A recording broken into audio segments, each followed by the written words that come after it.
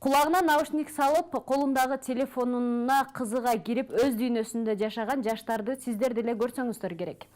Ал эми китепти колуна кармап, үңүлө окугандар өтө эле аз. Алардын саны азайгандан азайып баратат. Башка нерсеге убакыт тапкан жаштар эмне үчүн китепке убакыт таппайт? Же алардын баалуулуктары алмашып калдыбы? Саламатсыздарбы? Эфирде ачык талкуу теле берүүсү, жарым саат бою биз менен бирге болуңуздар.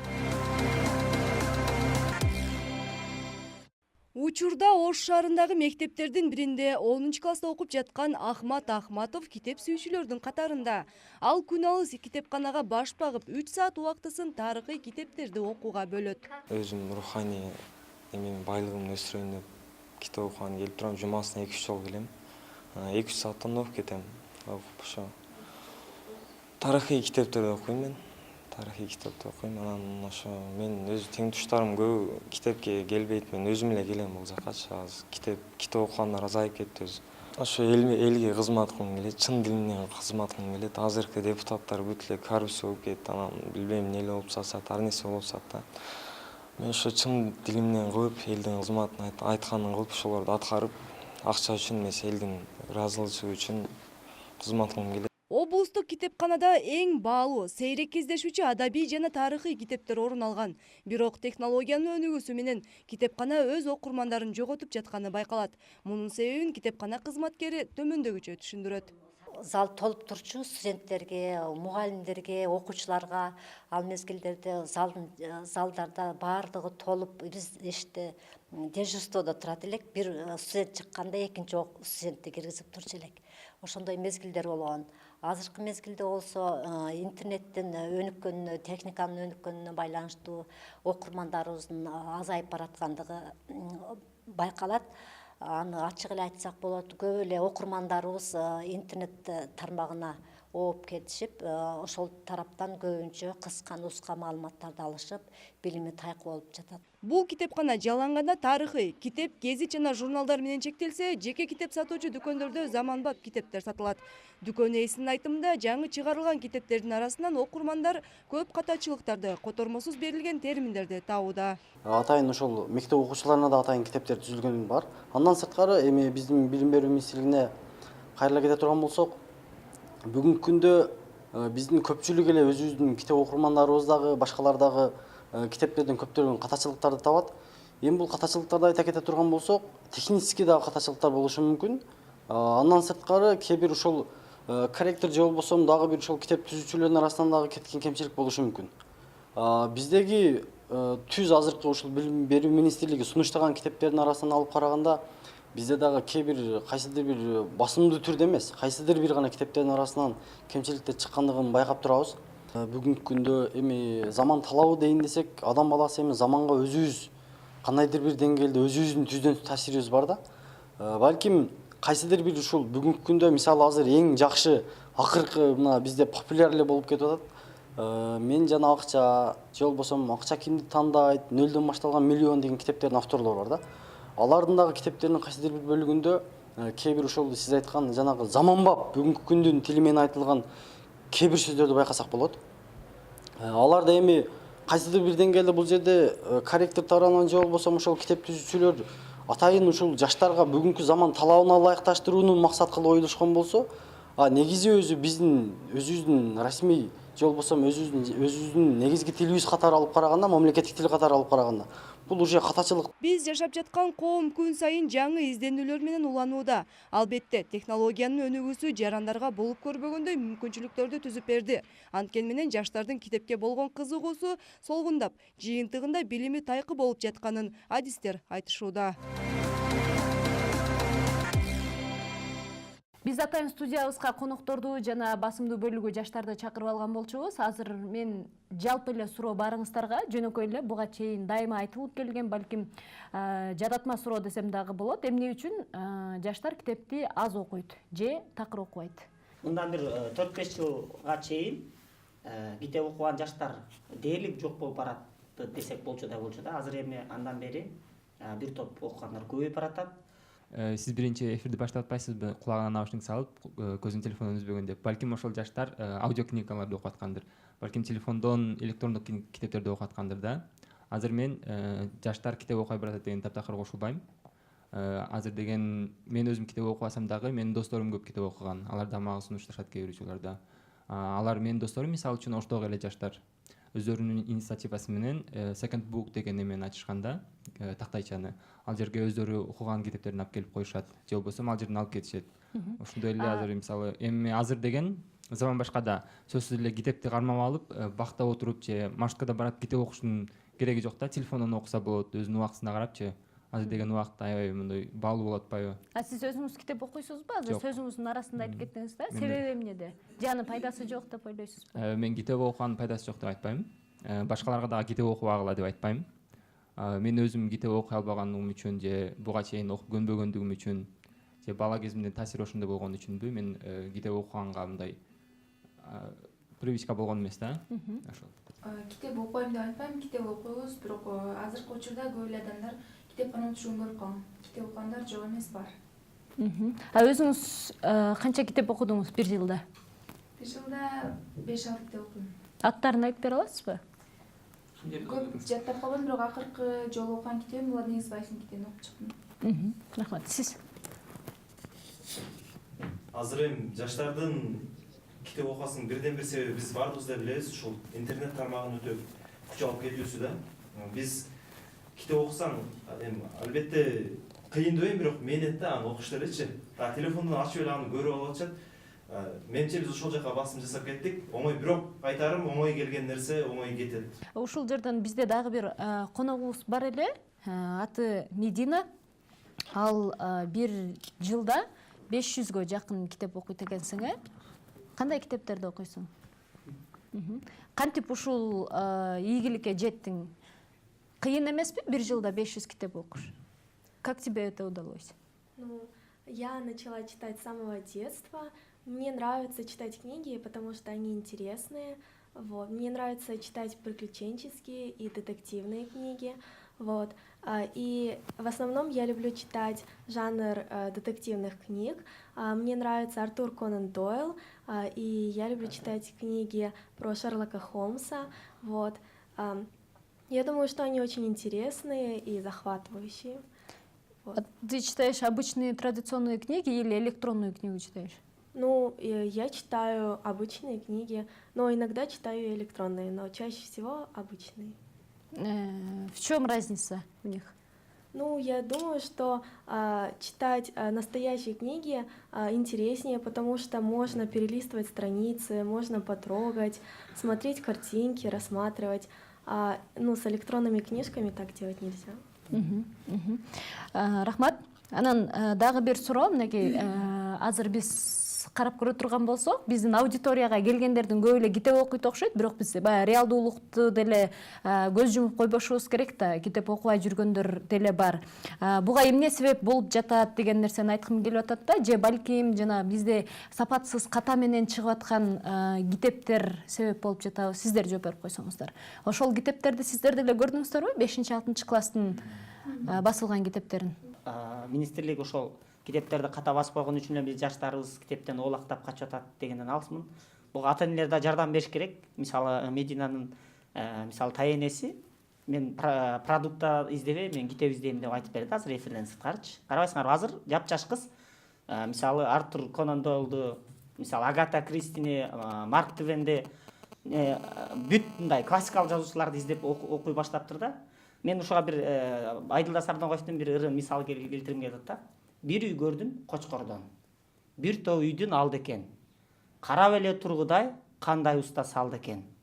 Килемге бая бирок китеп жактан жарды экен. Жайпалакта үйеси жай сурашып отурду. Кагып силкет балдарын каалабайт деп окууну. Китептери жок болсо эмне килемдерин окуйбу депчи. Демек, биз балдарды жашынан ошол тамга тааныгандан баштап үйдө булардын колуна кармап кызыга турган китептерди коюп коюш керек. Ошо детектив жанрына башында жомокторду ошондо биздин балдар жапырт китеп окушат эле да. Бирок ошол жерде мисалы үчүн прокуратура иш козгоптур, билим берүү министрлиги өлкөгө 33 миллион чыгым келтириптир да. Ал мисалы четтен грант болуп, ал эми жарымы бизге насияга берилген акчалар экен да. Анан ал китептерди алар ката чыгарса деле жаштар өздөрү окуп, ата-энелер окуй бергени туура да деген. Жок, мен айтайын деген бул алардын кылмышы, алардын чоң проблема бул. Бирок биз ошол бир эле ошол ката чыгарган айнан деп көрбөш керек деп айтып атам. Негизи бул министрликтин бул катасы кечирилгис ката, муну оңдош керек. Бул билим берүүгө болгон кыянатчылык деп эсептейм. Эми мен мына биркем 70-темин. Ошол эми кандай чөйрөдө мен чоңойдум. Кечкурун согуштан кийинки мезгилде кечкурун баардыгы топтолуп Эртабылды, Каныбек ушуларды окушат эле да. Эми балдарга мен айтайын дегеним, ооба китепсиз окубай жүргөн адамдарды эле биз азыр мына 70ке чыккандарды көрүп атабыз да. Же намаздан жок, же китептен жок, бир нерселерге эме кылып, бүтүн кыйды бычак болуп, коңшулар менен аралашып, ошо балдарын да туура тарбия бербей. Бирок Куран китепти эми бизге кечирээк келип калды. Ошол китептерде дагы руханий байлуулуктарды, адамгерчиликти, тазалыкты, тунуктукту ошо китептерден алып келгенбиз да бизчи. Анан эң башыбызга кыйын иштер түшкөндө ошондой эки нерсе бар да. Эч нерсесиз калганда сенин сабырдуулугуң, бар жоң болгондо сенин акылдуулугуң бааланат. Маалыматтуу китеп качан адам дайыма бактуу болот.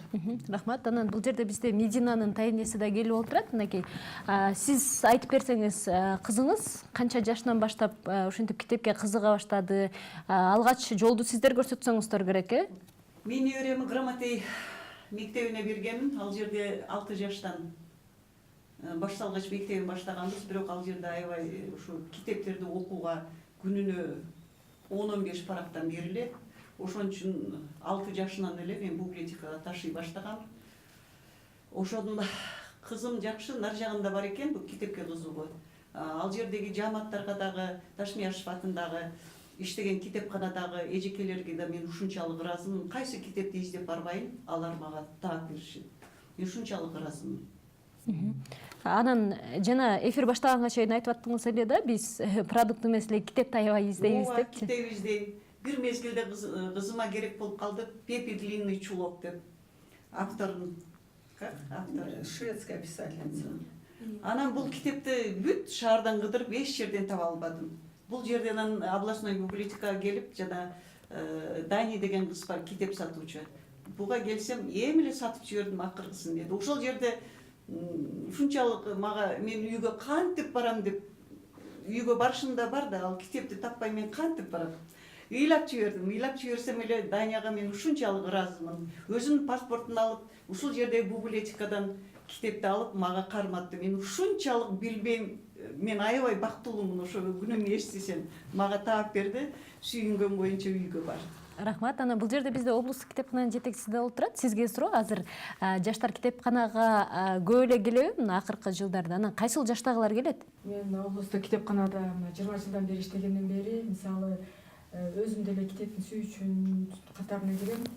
Мына эже айтмакчы, китеп бизден табылганына дегенин мен айтып атам, бизде 1 миллиондон ашыкча китептерибиз бар. Жок деген китеп бизде мындай сураган китептер чыкпайт да, баардыгы бар болуп чыгат да.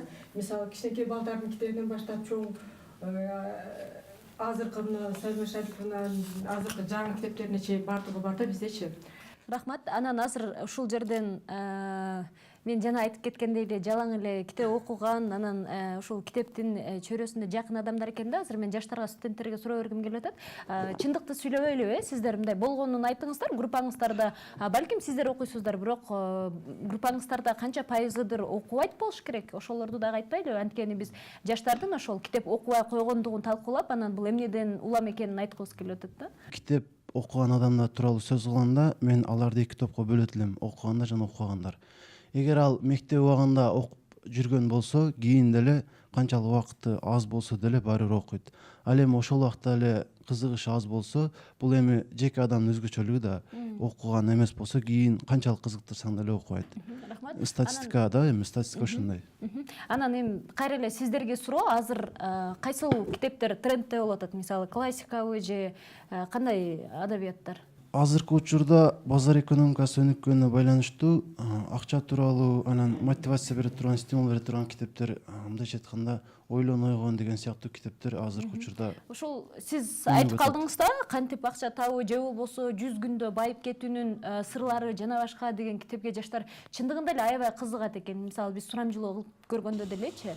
Демек алар кайра эле ошол акчанын артынан кетип атат да, мындай руханий байлыкты толтурбайт болуш керек алар.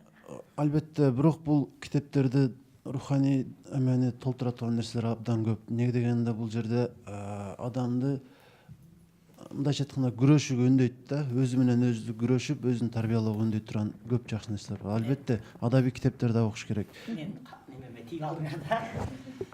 Азыр жигит айтып атпайбы да, политикалык жанрда анан жанагы адамдардын жанагы өзүнүн турмушу жөнүндө жазган Сайтмурат Давлатовдун мисалы Баятам, Кедеятам же болбосо өнүгүү тууралуу ошо 100 жылда байып кеткен сырлар деп атасыңар, ошол китепти окууну аябай адатка айландырышты. Чындап эле эмне жетишпей атат, адамдар эмнени самап атат. Биз акча табууну, ийгиликтүү болууну каалап калдык да. Бул барып келип эле жаш кезинде китеп окубагандыктын белгиси. Мен балдарга дайым айтам, студенттерге дагы, мен ээрчип жүргөн балдарга да айтам да, көркөм чыгарма окугула.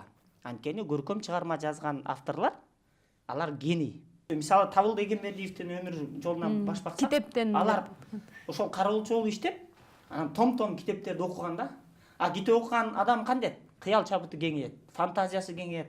Мисалы кантип бизнес ачсам, мен элге кантип жакшылык кылам, элди кантип кызыктырам, бул ошол өзүнүн ой өрүшүнүн кеңейиши китептен. Сурамжылоону кезек берели. Анда биз шаар тургундарынан да калдык эле, эфирге келип катыша албаган. Азыркы кезде техника өнүккөн сайын жаштардын китепке болгон кызыгуусу начарлап жатат. Себеби техникаларды өзүнө буруп жаткандыктан бизге мындай жалкоолук пайда болду да. Жанагы эле интернетте кызым. Биздин мектепте андай нерсе жок. Ар биринин парактарына, жана эмелерине карайт. Парактын беттерине бизде текшерилет. Дневник читателя деген бар. Бир күндө 25 беттен окулат. Такыр таштап койгон жаштар азырынча жок. Кызыгып бош убакытты бекер кетирбейин, туура пайдаланайын деген жаштар китепти дайым колунда алып жүрүшөт. Биз китеп окуп чыгарганбыз. Азыркылар эми ошол электрон эмелер ойнап, ошондон чоңоп атат да. Китептердин деле электронный варианттары чыккан үчүн деле студенттер деле ошо электронный варианттарынан окушат. Ошон үчүн аз деп ойлойм.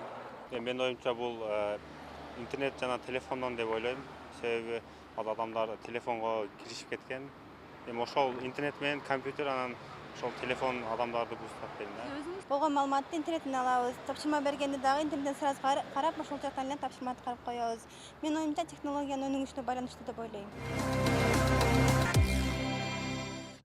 Рахмат. Мынакей биз сурамчылыгында көрүп алдык. Анан аягында айткан кыздын сөзү баарыңыздарды эле кызыктырса керек. Биз тапшырманы студенттер кантип аткарышат? Интернеттен эле карап туруп, ошол жактан даяр эле жана сырестерди башкаларды көчүрүп коет. Сиздер да көчүрөсүздөрбү? Ошо мен баарын эле интернеттен көчүрүп алабыз дегенге каршымын. Себеби кээ бир сабактардагы берилген тапшырмалар интернеттен чыкпайт.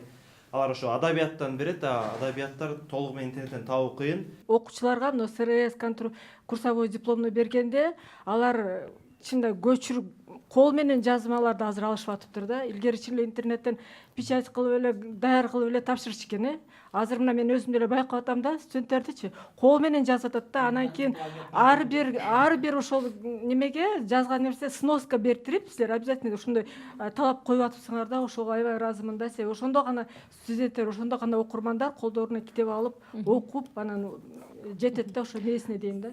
Жана акыркы кыз айтып атпайбы, биз интернеттен ошол жерден аткара коебуз депчи. Кээ бир учурларда мугалимдер өздөрү бизге китептерди электронный варианттарын сунуштайт. Жаштардын көбү азыр немеде да ачык, бул жерден сурамжылоодо дагы айтып атышпайбы, биз көп нерсени интернеттен алабыз деп. Интернеттен алынбаган, интернеттен алынган маалыматтардын баардыгын эле туура деп кабылдоого дагы болбойт да.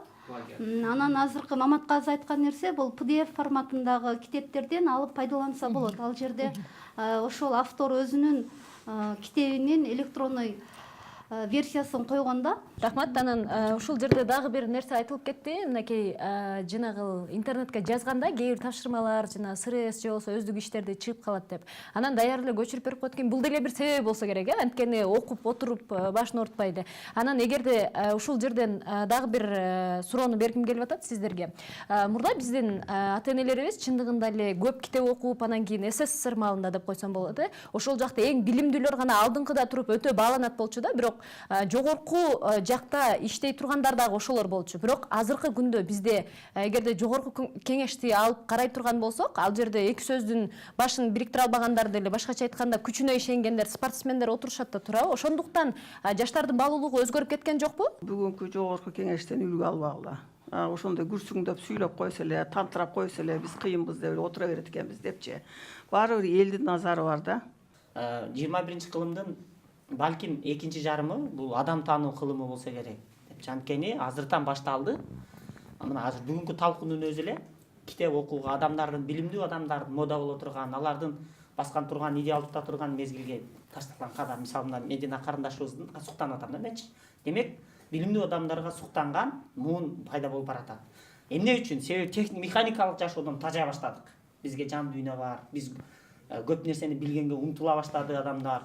Адамдар интернеттеги маалыматтарды эмес, жөн эле мындай маалымат берүүчү информационный немеле материалдарды эмес, эми азыр ден соолукка жан дүйнөгө таасир эте турган маалыматтарды алганга аракет кыла баштаган доор келет деп ойлойм да. Анткени биз адамбыз да, темир эмеспиз, ишке барып эле келе албайбыз, биз күлөбүз, ыйлайбыз, адамдардын менен баарлашкыбыз келет. Ошол мезгилдерде бизге рахат тартуулай турган бул билим.